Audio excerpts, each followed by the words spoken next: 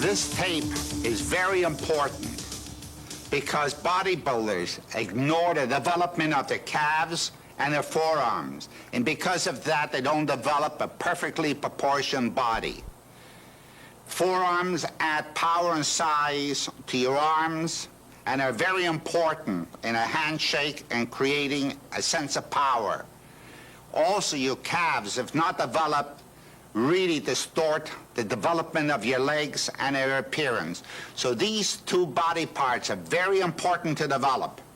And also, what sets off your body is your midsection, a hard, taut, tight, muscular waistline. The champions will be telling you exactly how to accomplish these goals.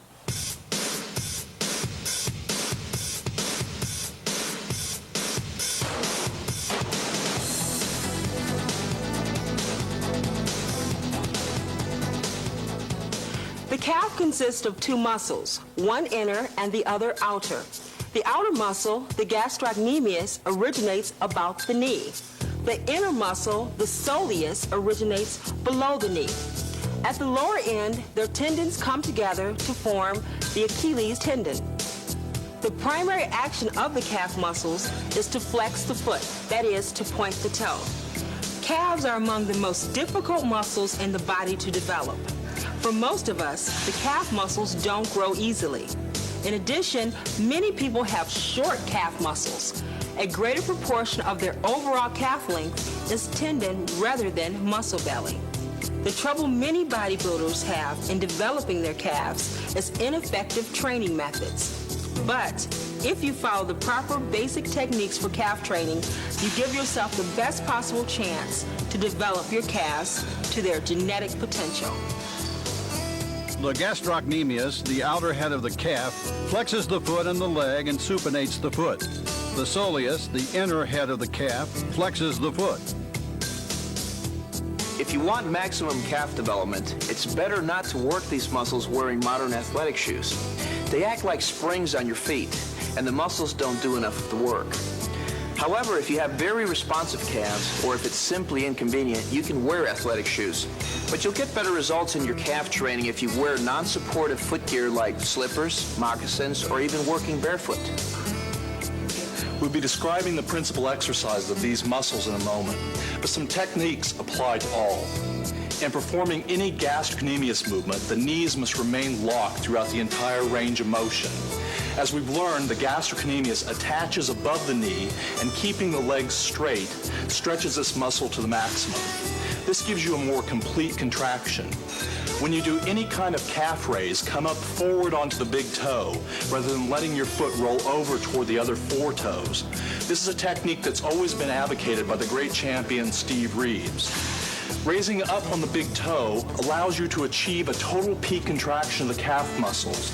You'll lose contraction if you let your ankle flex and let the foot roll over to the side. Work through as full a range of motion as possible, going all the way down and stopping to stretch the calves fully at the bottom. Then flex the foot and go up as high as you can on your toes. Partial range movements aren't as effective in calf training. In normal walking and running, the calves in a partial range activity sustain your entire body weight for extended periods of time. Therefore, partial range calf exercises are not as likely to add significant calf development. After each set of a gastrocnemius exercise, follow this procedure to maximize the results. Hold on to a bench or machine for support. Raise yourself up until you're standing on your toes on point like a ballet dancer. This way, you're doing calf raises against only your body as resistance. There are no additional weights. The result will be total stimulation of your calf muscles.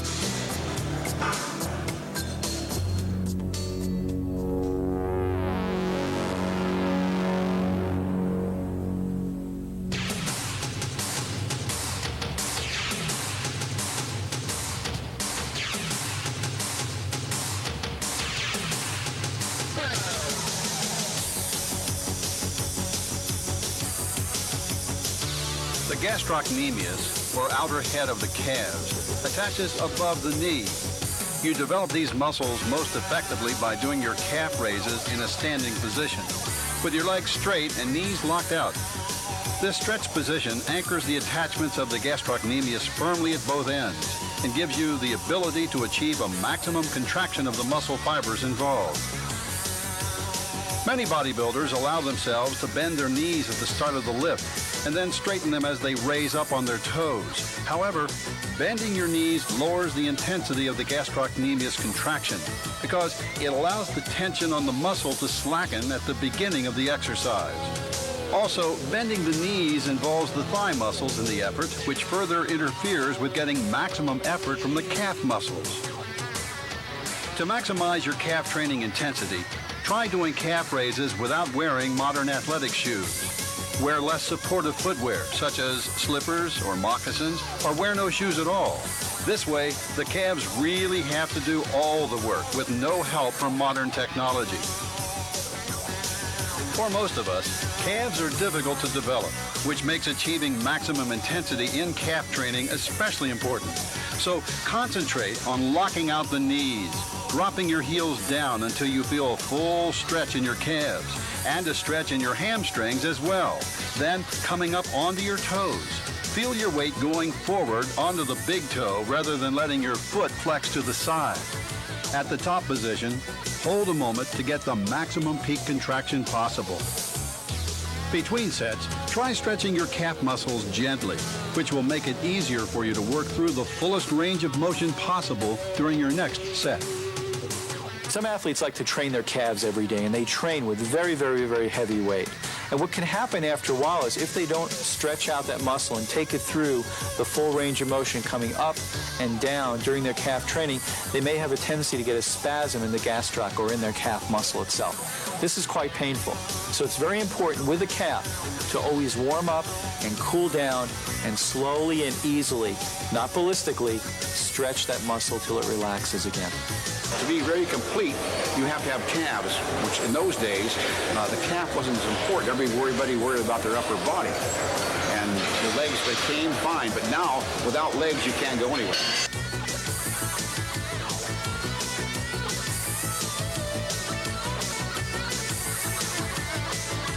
The soleus muscle of the calves lies beneath the larger gastrocnemius and attaches below the knee.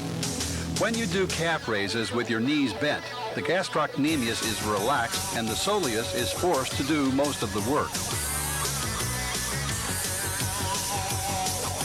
So the basic exercise for working the soleus muscle is the seated calf raise. As with standing calf raises, you need to work your soleus with a strict, controlled movement. Lower the weight, stretching your calves to a maximum. Pause at the bottom, don't bounce the weight up, come up forward onto your big toe, and avoid letting your foot flex to the side. At the top of the movement, try to hold for a moment to achieve a total peak contraction of the soleus muscles.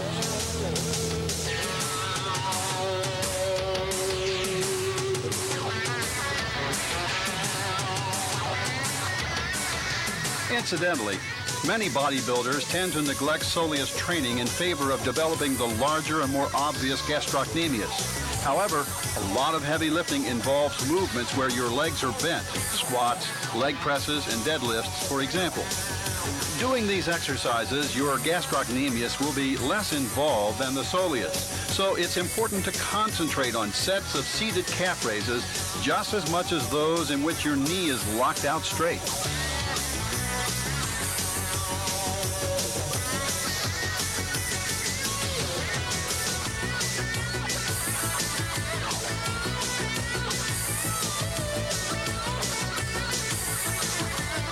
Donkey calf raises are standing calf raises done in a bent over position so that your hamstrings are stretched to the maximum and remain stretched throughout the exercise.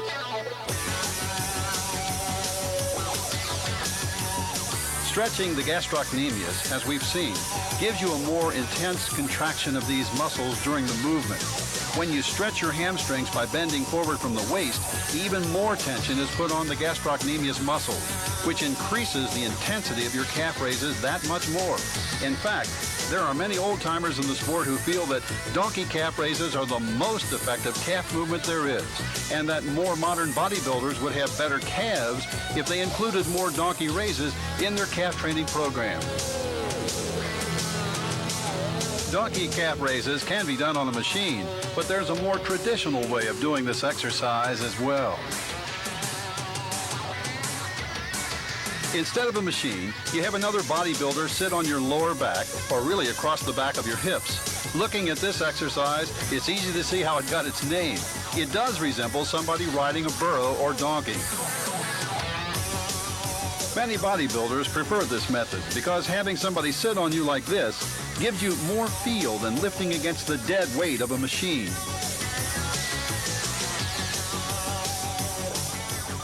My calves are genetically shaped, and also the thickness and the separation in them makes them stand out beyond other body parts that I have.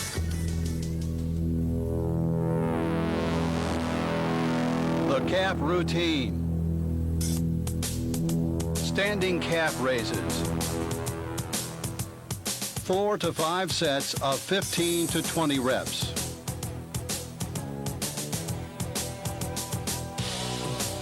And/or doggy calf raises. 4 to 5 sets of 15 to 20 reps. Seated calf raises. 4 to 5 sets of 15 to 20 reps. You can train your calves before your workout or after your workout, but it's very important not to train your calves on the same day that you're doing your quad work. If you do calves before your quads, it becomes a weak link, and you lose a lot of your stability when you're training your quads, especially like in a movement like squat or a hack squat or a leg press. Have a good diamond-shaped calf is very important.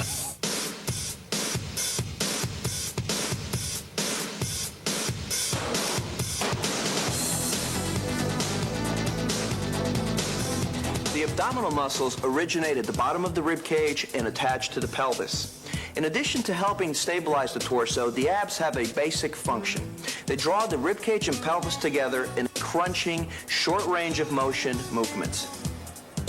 The rectus abdominis extends the whole length of the ventral aspect of the abdomen. It flexes the vertebral column, drawing the sternum toward the pubis. The external obliques bends the vertebral column laterally and rotates it. There are a number of commonly performed exercises for the abdominals that are not as effective as people think. Take regular sit-ups, for example. In sit-ups, you keep the upper body more or less rigid and raise the entire torso. In this way, the abs are only acting as stabilizers and are not working through a full range of motion. The only true training of the abdominals is when your rib cage and pelvis are drawn together. The spine flexes rather than staying rigid, as in the sit-up. The same thing is true of standard leg raises. Try this experiment. Stand up and grab hold of something for support. Put one hand on your abs and raise one leg. You won't feel the abdominals working at all because they attach to the pelvis, not to the leg. As in the case of sit-ups, when you lie on your back and do leg raises, the abs work primarily as torso stabilizers. The muscles you're really working in both leg raises and traditional sit-ups are the iliopsoas or hip flexors. Because iliopsoas muscles are involved in movements like sit-ups and leg raises, some people complain that these movements hurt their lower backs. The iliopsoas help balance the torso back to front, but the correctly done abdominal exercises work the abs directly and are the most important exercises used in therapy to recover from lower back problems. So what is correct abdominal training? Any exercise that works the abs directly will involve a crunching movement. In crunching, either the spine flexes and the rib cage moves towards the pelvis, or the pelvis moves towards the spine, or both move together. Correctly done, the abdominal movements have a very short range of motion. The spine doesn't flex very far. Proper technique involves fairly slow and deliberate movements with no quick pumping efforts. The muscles are crunched together and held in that position a moment for peak contraction. The crunch is then slowly released under full control back to the starting position.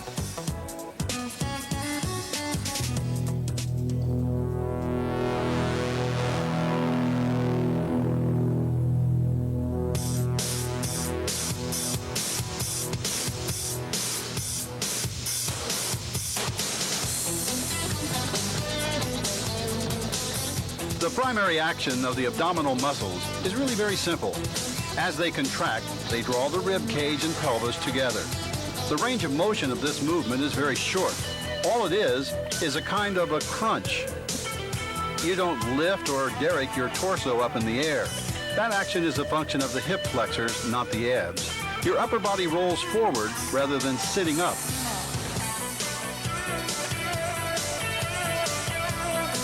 Crunches can be done lying on the floor, a bench, or on a slant board. You can do crunches with your legs lying across a bench, or knees bent with your feet flat on the floor. As long as you feel the crunching of the abs during the movement, it doesn't really matter. Some bodybuilders hold their knees in the air, but this isn't necessary. Lifting the legs is another function of the hip flexors, and working these muscles has nothing to do with abdominal development. Crunches should be performed in a deliberate, controlled manner. The harder you contract the abdominals during the movement, the more you're going to get out of the exercise. So when you do your crunches, concentrate on holding at the top for a maximum peak contraction, then lowering your upper body slowly back to the starting position under full control.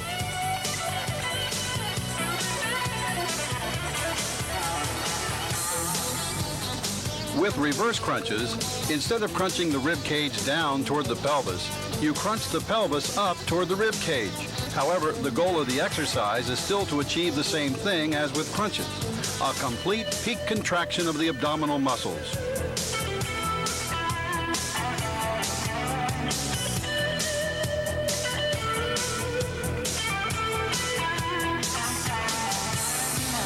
Reverse crunches are not the same as leg raises.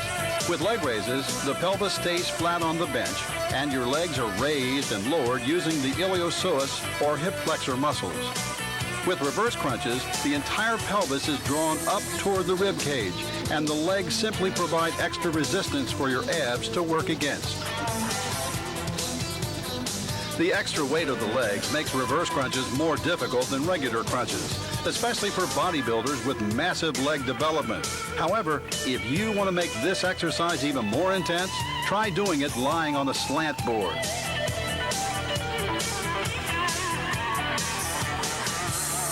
Bodybuilders do a number of variations of this movement. However, keep in mind that to do this exercise effectively, you must make sure you squeeze the pelvis up toward the rib cage and crunch the abdominals together.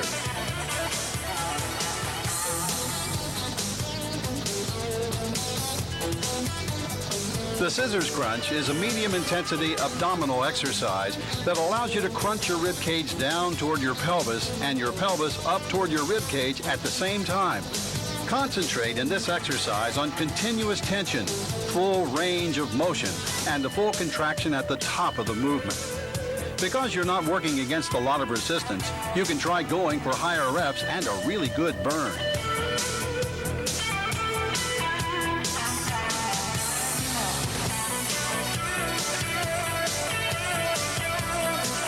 Crunches done in a vertical hanging position are the most difficult of all. Here you have the full weight of your lower body acting as resistance as you work to crunch your pelvis up toward your rib cage as high as possible.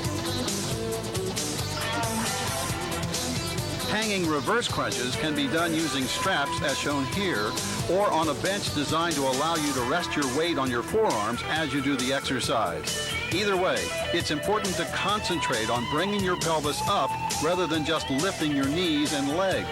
As with any crunch exercise, the pelvis and rib cage have to squeeze together in order to fully involve the abdominal muscles. Lifting and lowering the legs themselves does little to help with abdominal development. Twisting to the side as you do your hanging reverse crunches hits the abdominals from different angles and also allows you to work the obliques at the side of the lower torso.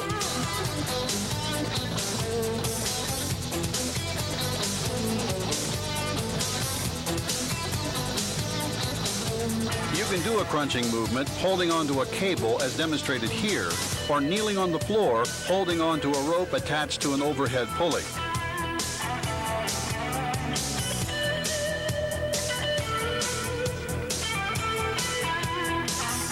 remember that for most purposes, a crunch is a crunch, no matter what variation you do or what kind of equipment you use. It's the crunching feeling you get as you contract your abdominal muscles and bring your rib cage and pelvis together that makes any kind of ab exercise most effective.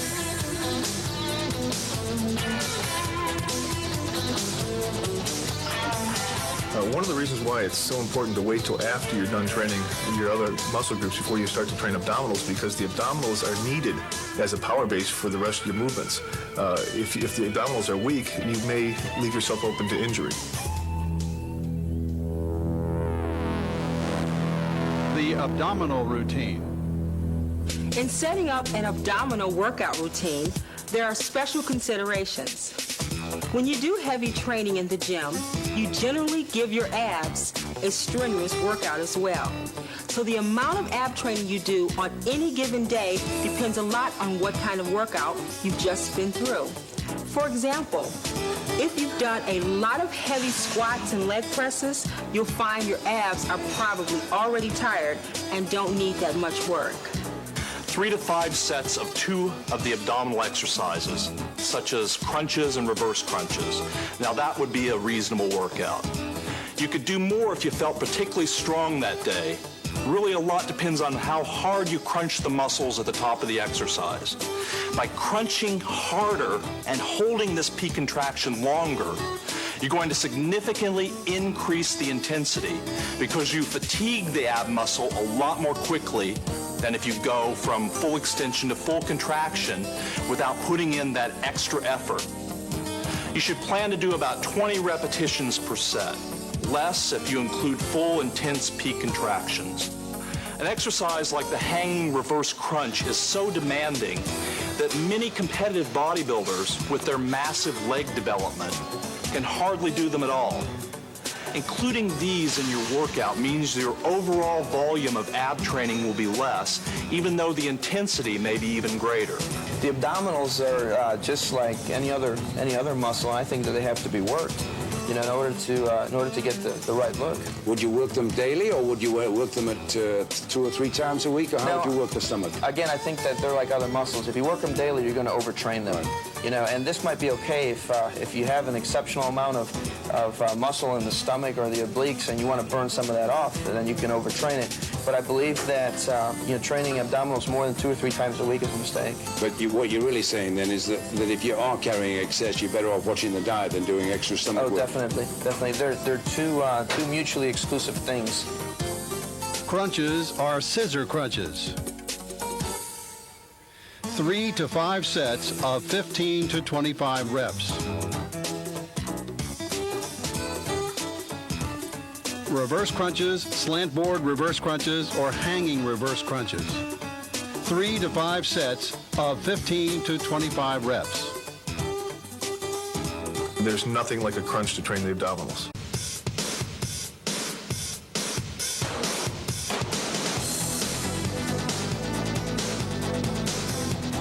The function of the forearm is to flex and extend the wrist and hand. Like the calves, the forearms are difficult muscles to build.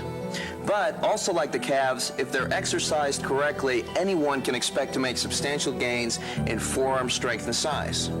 A limiting factor, again, like the calves, in forearm development is the comparative length of muscle and tendon. The longer the tendon, the shorter the muscle belly, lessening the potential for forearm muscle mass. The palmar muscles at the underside of the forearm flex, abduct, and pronate the hand. The dorsal muscles located on the top of the forearm extend, adduct, and supinate the hand.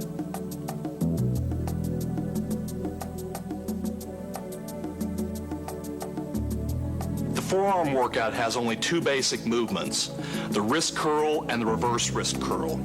Now the wrist curl involves curling the palm of the hand up toward the wrist, and the reverse wrist curl in which you curl the back of your hand toward the wrist.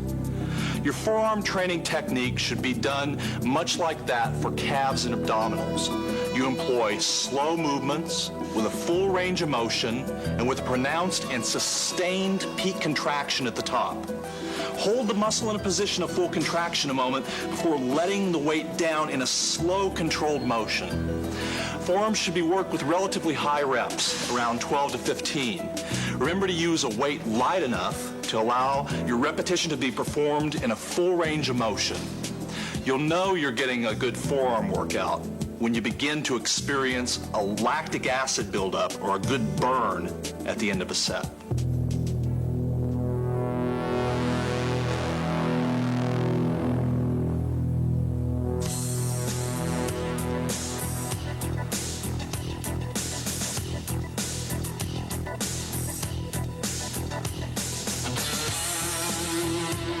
Forearms, like calves, are relatively difficult to develop unless you are genetically gifted with highly responsive forearm muscles. Part of the equation is the actual length of the muscle belly.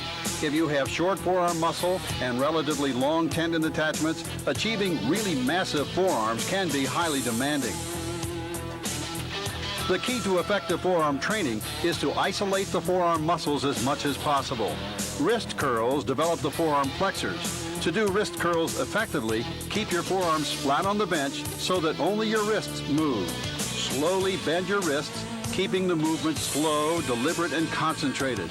Lower the bar as far as possible, pause at the bottom, then curl your wrists up as far as you can, feeling the forearm muscles fully contract at the top. If you want good arms, not just good biceps and triceps, you gotta train your forearms. Everybody wants to see the forearms. It makes a nice, complete arm. Reverse wrist curls work the forearm extensor muscles. To stabilize your forearms, place them across a preacher bench, palms facing downward, or kneel down and place them across a flat bench. Again, the key is to isolate these muscles as much as possible. Don't use such a heavy weight that you have to use your biceps to help curl the weight up. The forearm extensor muscles are considerably weaker than the flexors, so you'll find you're using a lot less weight with reverse wrist curls than with wrist curls. This exercise is the direct reverse of wrist curls. Using a slow, deliberate movement, bend the wrists and lower the bar down as far as possible. Pause at the bottom, then curl the back of the hand up as far as you can.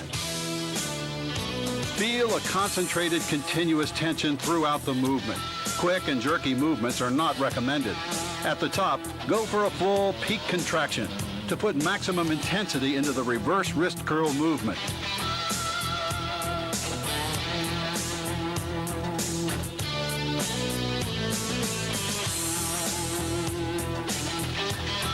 Behind the back curls are a variation of wrist curls for the flexor muscles of the forearm.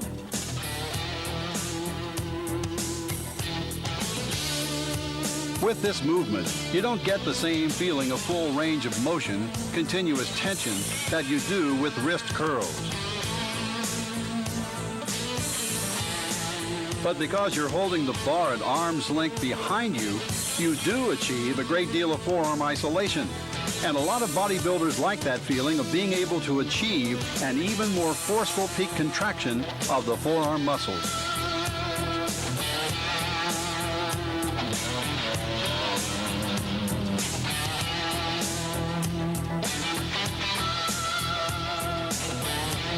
Doing wrist curls with dumbbells allows you to work each forearm on its own, so that if one side is weaker or smaller than the other, it can be trained in isolation and forced to work up to its maximum potential.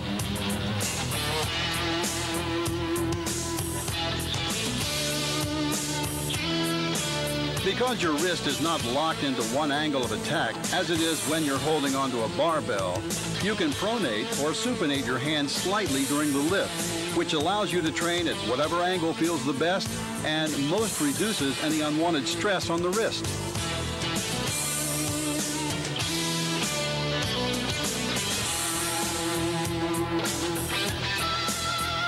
However, unlike doing this movement with your forearms firmly against the bench, it takes a lot more effort to do the exercise strictly.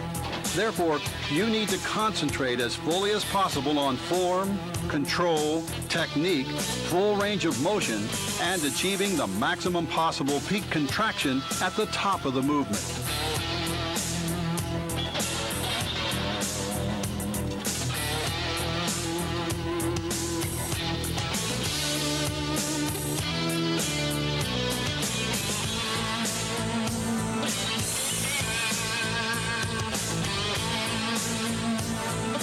Reverse barbell curls is an exercise that works the extensor muscles of the forearms, along with involving a number of muscles that tie in the upper arm and forearm, such as the brachialis and the brachioradialis.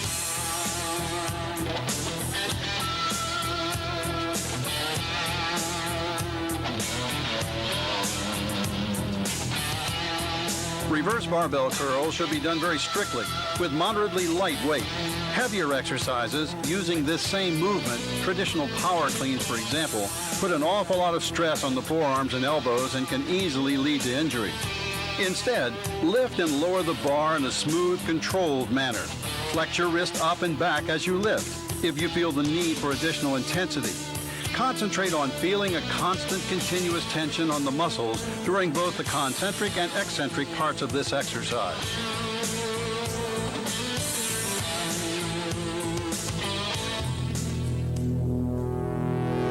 Forearm routine number 1. Barbell wrist curls. 3 sets of 12 to 15 reps.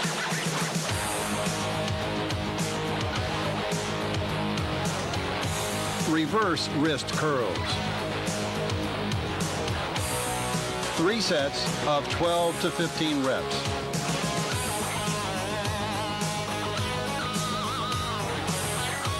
Behind the back wrist curls. 3 sets of 12 to 15 reps.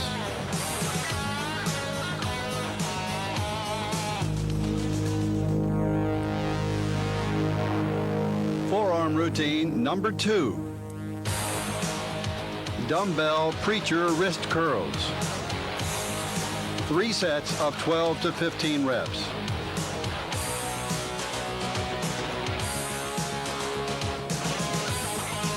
Barbell reverse curls. 3 sets of 12 to 15 reps.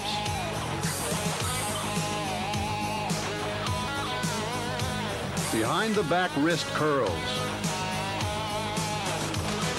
3 sets of 12 to 15 reps. Pay special attention to what the champions told you about calves and forearms development. Remember, nothing sets off a strong, muscular body but a tight, taut, muscular waistline. Because if you do not have a strong, muscular, tight waistline, no matter what you do, you'll never look fit and strong. Power exercises is your next step in order to add more mass, more size to your body. There isn't a single bodybuilder, professional or amateur, who has developed a strong, rugged, powerful body without utilizing power exercises. I work every body part as hard as the next body part because I believe that you're only as strong as your weakest body part. You can get to the top. Just don't listen to what any negative people have to say to you. You know what you have to do. Just go ahead and do it. The motivation has to come from within. I can sit here and I can say, honey, you're 5 pounds overweight, you're 10 pounds overweight. You should really start thinking about your health and about your look and about your heart and your lungs and about all that stuff. But you won't ever make a change in your diet, in your training regimen, in the way you feel about yourself until you in your own heart want to make that change. You got to find out what works best for you. For myself, I found out that just being good wasn't enough. I found out that by doing a little meant I had to do a little bit more, and too much was never enough. When you give your body what it's hungry for, it somehow responds in such a way, and it rewards you in such a way that you have such a great-looking body that you wonder why you did weight training in the first place. I don't understand how a woman couldn't want to improve themselves physically. I think all women want that. You don't need to go to the extremes that somebody like myself would go to. Probably, 45 minutes 3 times a week would be enough. The average person who just wants to improve their fitness and their appearance. the shapelier I get, the more compliments I do get. Even though I'm more muscular than the average woman, it's the shape that's important, not so much the size. You have to pick your rear end up off that couch or whatever you're doing, sitting there watching TV, eating pizza, whatever it is, and get up and do it. That's the reason I'm into bodybuilding, because it gives me confidence and independence, and it makes me feel strong. I feel like I can conquer the world. Bodybuilding in general is a great overall form of physical education. I myself, as a professional, took me a long time to achieve what I wanted to achieve. I mean, not everybody who starts bodybuilding is going to be a professional. It's a very difficult sport. It takes a lot of time. But you can, through bodybuilding, change your body to what you specifically want it to be. Training, make it work, make it happen. It'll pay off in the long run. Forget that television. Work out. Bodybuilding is really a kind of sculpture, and anyone who thinks it's only about building big muscles just doesn't get it.